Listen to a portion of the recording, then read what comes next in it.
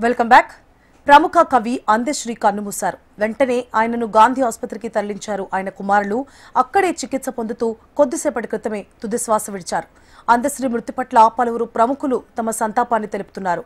సిద్దిపేట జిల్లా రేబర్తిలో జన్మించారు అందశ్రీ. గొర్రెల కాపరిగా జీవన ప్రస్థానం ప్రారంభించారు. భవన నిర్మాణ కార్మికుడిగా పనిచేసి పాఠశాల చదువు లేకుండానే కవిగా రాణించారు. తెలంగాణ ఉద్యమంలో కీలక పాత్ర పోషించారు ఆయన. మాయమైపోతున్నాడమ్మా మనిషన్నవాడు గీతంతో మంచి పేరు తెచ్చుకున్నారు. ఈయన అసలు పేరు అందే ఎల్లయ్య. ఒక అనాథగా పెరిగారు. ఏ విధమైన చదువు లేకుండానే కాకతీయ విశ్వవిద్యాలయం నుండి గౌరవ డాక్టరేట్ పొందారు. ప్రముఖ కవి రచయిత అందశ్రీ గారి ఆకస్మిక మృతి పట్ల సీఎం రేవంత్ తీవ్ర దిగ్భ్రాంతి వ్యక్తం చేశారు. తెలంగాణ రాష్ట్ర గీతం జయ జయ హే తెలంగాణను రాసిన అందశ్రీ గారి మరణం తెలంగాణ సాహితీ లోకానికి తీరని లోటని పేర్కొన్నారు. తెలంగాణ ఉద్యమంలో తెలంగాణ రాష్ట్ర సాధనలో జయ జయ హే తెలంగాణ గేయం కోట్లాది ప్రజల గొంతుకై నిలిచిందని గుర్తు చేశారు.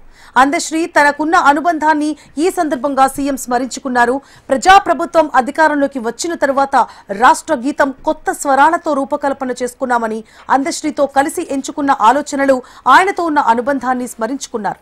తెలంగాణ సాహితీ శిఖరం నేలకూరిందంటూ ఆయన మరణం పట్ల సంతాపాన్ని వ్యక్తం చేశారు. స్వరాష్ట్ర సాధనలో జాతిని జాగృతం చేయడంలో ఆయన చేసిన కృషి చిరస్థాయిగా నిలిచి ఉంటుందన్నారు.